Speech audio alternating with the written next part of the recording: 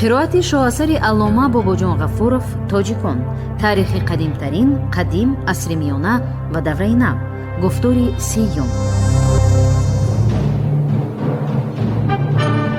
اثری تاجیکان شعله‌ای بود که به صحیفه‌های تاریک و فراموش گشته تاریخ ملت تاجیک روشنی انداخته، پدیده‌های خودشناسی و افتخار ملی را تکمیل داد. پرزیدنت جمهوری تاجیکستان امامعلی رحمان.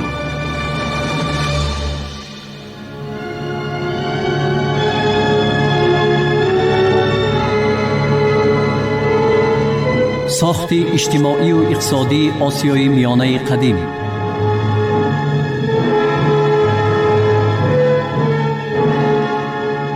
هیستوریوگرافیای مسئله های فرماسیای اجتماعی و اقتصادی غلامداری آسیای میانه قدیم. ناتوانی علم بورژوازی علل خصوص هنگامی چون یک چیزی تام آموختن تاریخ اجتماعی و اقتصادی آسیای میانه و شرق معلوم شد. مورخان بورژوازی برای شرح و تفسیر این مسئله ها اصولی را پیش گرفتند که به متدولوژی غیر علمی اساس یافته است و منظره حقیقی تاریخی را تحریف می نماید. برخلاف مورخان بورژوازی، تاریخچیان سویتی الکی از سالهای 20 و اولی سالهای 30 سر کرده در یگانه موقعی درست و حقیقتا علمی در موقع مارکسیسم لینینیسم ایستاده به توضیح کنکریتی فرماسیه های اجتماعی و اقتصادی شرق شروع نمودند. این تحقیقات را ناوابسته به دیگر مسئله ها جدا از آن مبارزه شدید ایدئولوژی که علم ما ضد ایدئولوژی های امپریالیستی اروپای غربی و امریکا برده ایستاده است تصور کردن ممکن نیست. این ایدئولوژی ها روی راست یا خود پرده پوش کنان اثبات کردنی می شوند که خلق های شرق از ازل قفا مانده می باشند و در شرق ترقیات جمعیتی گفتنی چیزی نبود.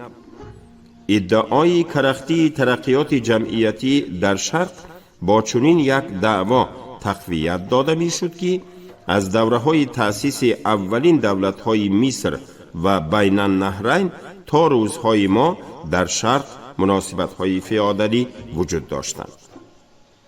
اثری داهیانه لنین درباره دولت که سال 1929 نشر شد در کاری از نقطه نظر مارکسیستی معین کردن تاریخ اجتماعی و اقتصادی رالی کلان بازی. در این اثر نوشته شده است: ترقی تمام جمعیت های انسانی در دوام هزارها سال بی استثنا در همه مملکت ها به ما قانونیت عمومی، درستی، منتظمی این ترقیات را به این طریقه نشان می دهد که در اول ما جمعیت بی صنف، جمعیت اولین پاتریارخالی، جمعیت ابتدایی را می بینیم که در آن جمعیت اریستوکرات ها نبودند. بعد جمعیتی به غلامی اساس یافته، جمعیت غلامداری را می بینیم. این راه را تمام اروپای مدنی زمان حاضرت طی کرده است. غلامداری 2000 سال پیش از این کاملا حکمران بود. این راه را اکثریت بزرگی خلقهای قطعه‌های دیگری عالم هم طی کرده است. تدقیق مارکسیستی مسئله فرماسیه های اجتماعی و اقتصادی شرق در سالهای 2030 اکنون آغاز می یافت. یکی از مشکلی های آن سالها همین بود که اکثریت نسل کلانسال شرقشناسان که صاحب دانش فکت های کنکریت بودند در ساحه ایدئولوژی مارکسیستی هنوز تیاری کذایی نداشتند. در این بابت نطق یکی از برجسته ترین نمایندگان نسل کلانسال اکادمیک اولدنبورگ که در مجلس فوق‌العاده اکادمی فنهای SSSR ایونی سال 1931 ایراد کرده بود، نهایت به مورد و مناسب شد. اولدنبورگ گفته بود: ما خلقها و مملکتها را به خلق و مملکتهای شرق و غرب خلق و مملکت‌هایی به همدیگر مقابل و هر یکی را به طرز خود آموخته شونده جدا نمی کنیم.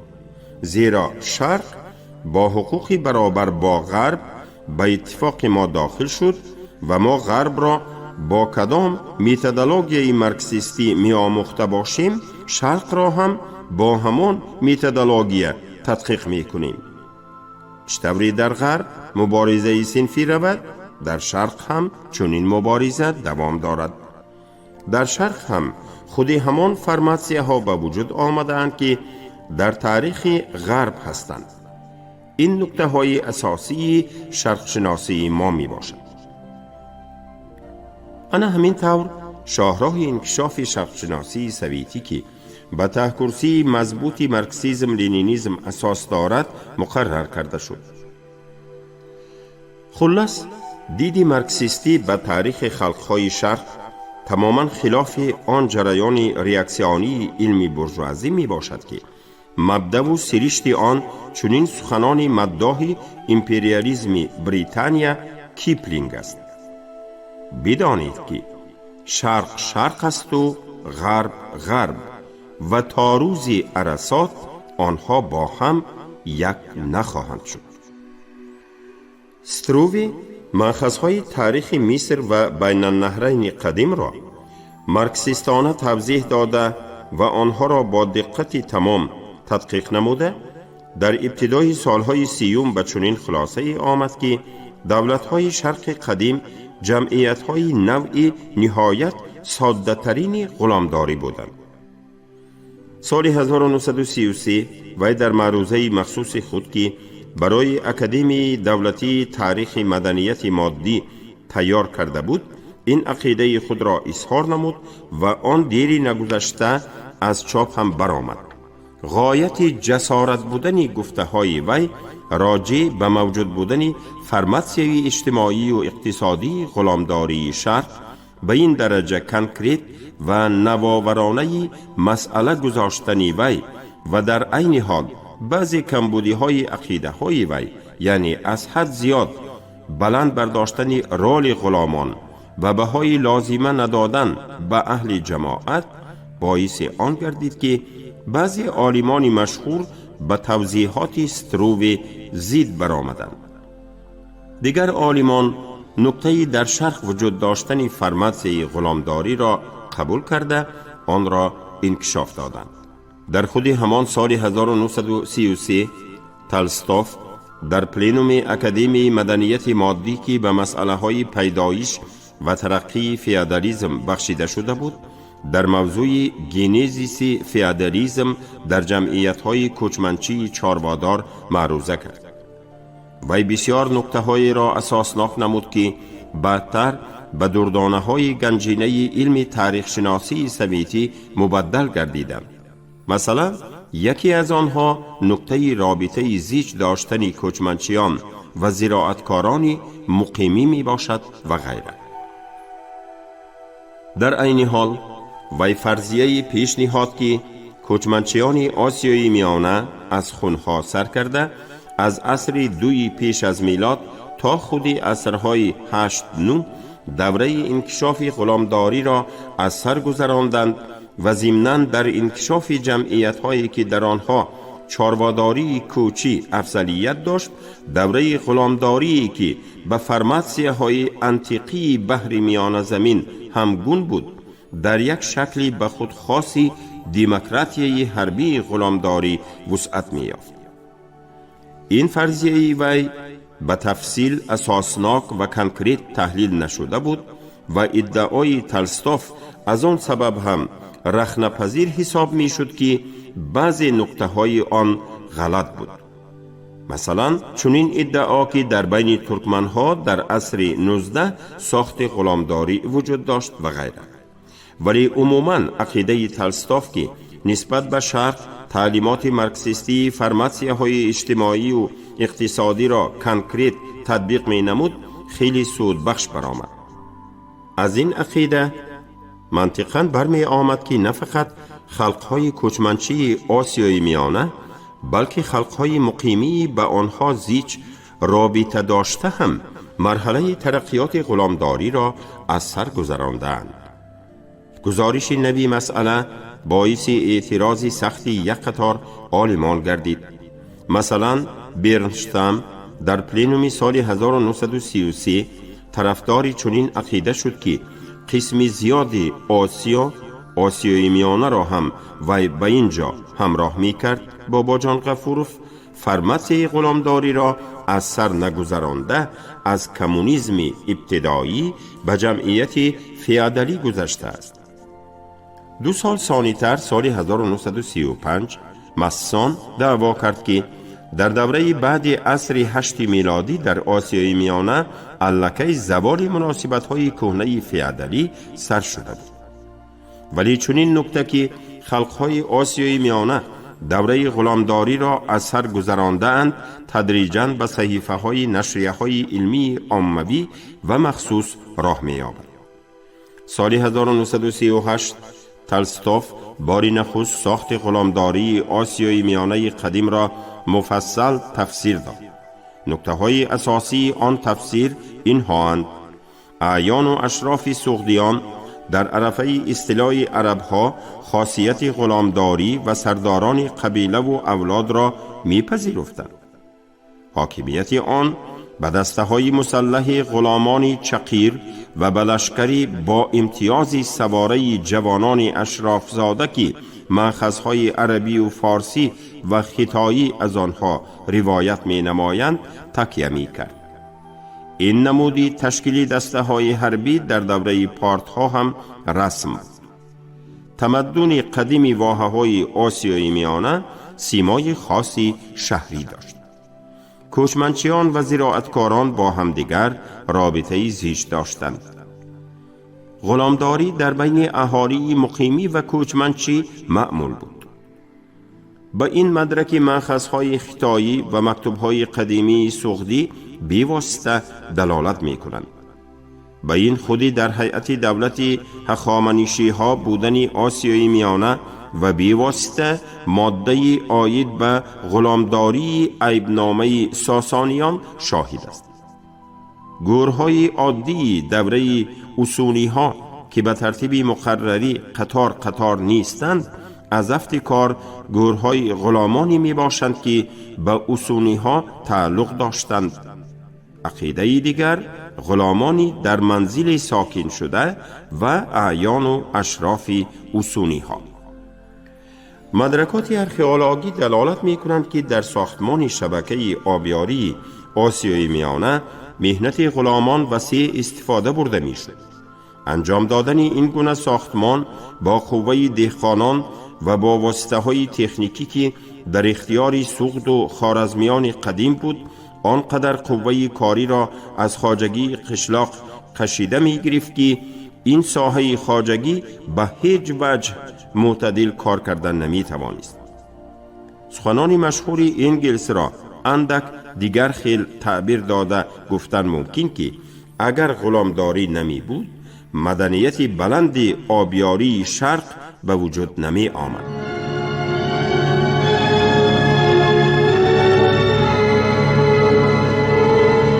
ساخت اجتماعی و اقتصادی آسیای میانه قدیم.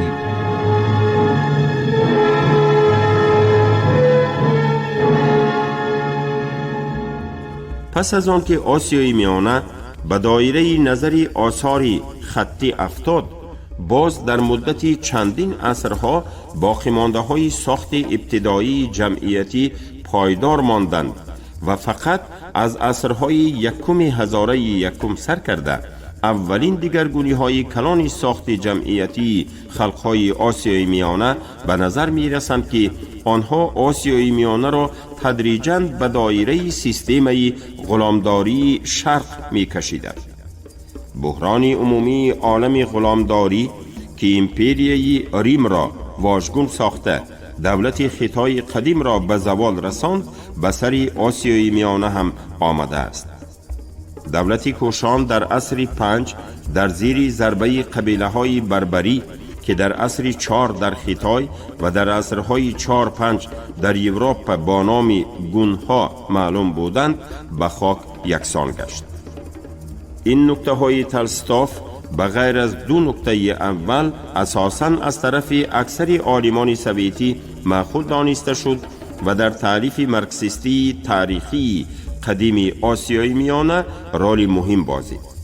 دو نکته اول برای همین قبول نشد که ادعا داشت گویا در آسیای میانه دوره غلامداری تا خود عصرهای 7-8 دوام کرده باشد، حالان که این فکر غلط است.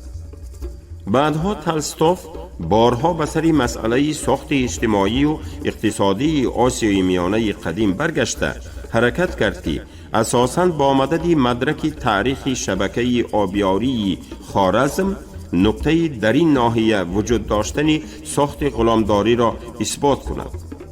در خواجگی قشلاق از جمله در آبیاری استفاده شدن مهنت غلامان از احتمال دور نیست، ولی چنین ادعای تولستوف که اهالی آزاد در ساختمان شبکه آبیاری شرکت نداشت و کانال‌های قدیمه با قوه غلامان سیرشماری در دیگر نمودهای زراعتکاری مشغول نبوده ساخته شده اند، به نظر ما آنقدر بحث ناپذیر نیست. از روی حساب و کتاب تولستوف فقط در ساختمان کانال 25 کیلومتری جان باز قلعه مردان ناحیه اطراف کانال اگر سال 20 روزی کار می کردند 15-25 سال آنها صرف می شد. با فکر تولستوف این کار هیچ ممکن نیست. از این رو این کانال ها را شماره زیادی غلامان ساخته. این ملاحظه ها به دو گمان اساس یافتند. کانال های کلان نهایت تیز ساخته می شدند. اهالی زراعتکاری واقعا می توانست در ساختمان کانال سال همگی 20 روز کار کند. ولی کانال های کلان احتمال در ظرف چندین سالها، در بعضی موردها در ظرف 10 سالها، عموما شبکه آبیاری در ظرف 100 سال ساخته می شدند. از دیگر طرف خصوصیت خواجگی قشلاق آسیای میانه از جمله خوارزم امکان می داد که اهالی زراعتکار در ساختمان و تازه کردن جوی و انهار سال 2 و حتی 3 ماه مشغول شود.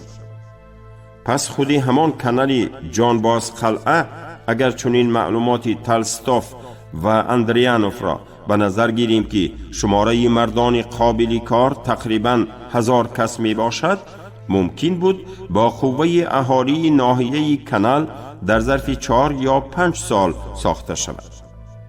نهایت بی اندازه ساده و کم ثمر بودن تکنیک خواجگی قشلاق از کشت و کار کشیده گرفتن شماره زیادی کارکنان و فقط در کانال کنی استفاده بردن آنها را به یک کاری بیفایده و حتی ضررناک تبدیل می داد. آنها را با واسطه زندگی تأمین کردن به دوش اهالی زراعتکار باری گران می شد. در همان درجه تکنیک خواجگی قشلاقی در خوارزم آخر عصر 19 وجود داشت، یک کارکن می توانست اگر چاروای کاری داشته باشد در 1 سال در اندک میدان کشت و کار کند. در دوره های قدیم باشد صفت تکنیک خواجگی قشلاق باز هم پستر بود. پس امکان و ضرورت وسیع نمودن میدان کشت به شماره کارکنانی که بی واسطه در کشت و کار شغل داشتند سخت وابسته بود. معلوم که در عصر 19 و ابتدای عصر 20 مقدار حاصل گندم از هر 1 هکتار زمین آبی 15-20 سنتنر بود. از این مقدار 1.5-2 سنتنرش را برای تخمی می گرفتند. یک قسم حاصل را به هر حال کمش از 3-1 قسم آن را که این قاعده در عصرهای میانه معمول بود دهقان خراج یا انداز می داد. در دست دهقان همگی 8-11 سنتنر غله می ماند. در دوره قدیم باشد این رقم ها از این خیلی کمتر بودند. اگر این رقم ها را 50% کم کرده آن را درست حساب کنیم، البته فقط فکرن، در دست دهقان همگی 4-5.5 سنتنر غله می ماند. این مقدار غله سال به 2 و اگر بسیار گیریم به 3 کس به زور می رسد. اگر به نظر گیریم که در کشت و کار به کارکنی اساسی اهل خانه وی هم کمک می کردند، پس عائله دهقان خوارزم قدیم شکم خود را با عذاب سیر می کرد و مجبوری انداز می داد. در اساس ملاحظه های بالایی چنین تخمین جایز است که در ساختمان ایریگاسیونی و در موسم های لازمه تازه کردن جوی و انهار عادتاً گرچنده بعضی استثناها هم معلومند، تمام کارکنان خواجگی قشلاق و از جمله غلامان نیز اشتراک می کردند. لیتوینسکی خیلی درست نوشته است که به ساختمان کانال های نو خودی دولت منفعت دار بود، زیرا برای استفاده از آب و زمین های آبی انداز می گرفت. بنابر همین اهل دهات از افتکار مجبورند به کانال کاوی سفربر می شدند. این کار احتمال زیر راهبری و نظارت نمایندگان حکومت اجرا می شد. خود همین محقق چون شبیه به آشور اشارت می کند که در آنجا بناکاری چون امر عموم معمول بود و در آن خودی پادشاه هم همچون نماینده جماعت، البته فقط به طرز رمزی اشتراک می کند. باقی مانده های این رسم و تعامل قدیم در خیوه تا عصر 19 پایدار بود. هر سال در وقت تازه کردن جویبار بعد مراسمی پردبدبه خودی خان به جوی می در آمد و به دست کلند گرفته آن را گویا تازه کردنی می شد. اهمیت اجتماعی و اگر این تعبیر جایز باشد مرتبه کانال کاوان در شرق قدیم چنان بلند بود که مثلا در اساطیر شومیری خودی خدایان جوی می کابند، کلند می زنند و خاک را به سبد انداخته پشتاره کنان بیرون می برارند. در مصر پتلمی کانال کاوی و درغادسازی با مدد اهالی محلی مطیع انجام داده شده، دولت آنها را به این کار اجباری سفربر می نمود. عموماً تعامل همین بود که در این کار باید همه اشتراک کنند، ولی نمایندگان طبقه های بالایی جمعیت اندازی معینی می دادند و به کار نمی برآمدند. کسانی به کانال کاوی سفربر شده را دولت با کلند و سبد خاککشانی تأمین می کرد و آنها بعد انجام کار باید کلند و سبد را گشته می دادند. در شرق منفعت عادی اقتصادی تقاضا می کرد که تمام اهل دهات در کانال کاوی اشتراک کنند. این گونه کارهای مرکب بی اداره و تنظیم دولت انجام یافته نمی توانست و چطوری مارکس در اثر خود حکمرانی بریتانیا در هندوستان نوشته است، شرایط آب و هوا و خصوصیت خاک سیستم آبیاری صنعی را که با یاری کانال ها و انشاءات ایریگاسیونی به عمل برآورده می شود اساس زراعتکاری شرط گردانیدند. آن فونکسیون اقتصادی که همه حکومت های آسیا مجبورند به جا می آوردند، یعنی فونکسیون تشکیل کارهای جمعیتی، از همین سیستم به میان می آمد.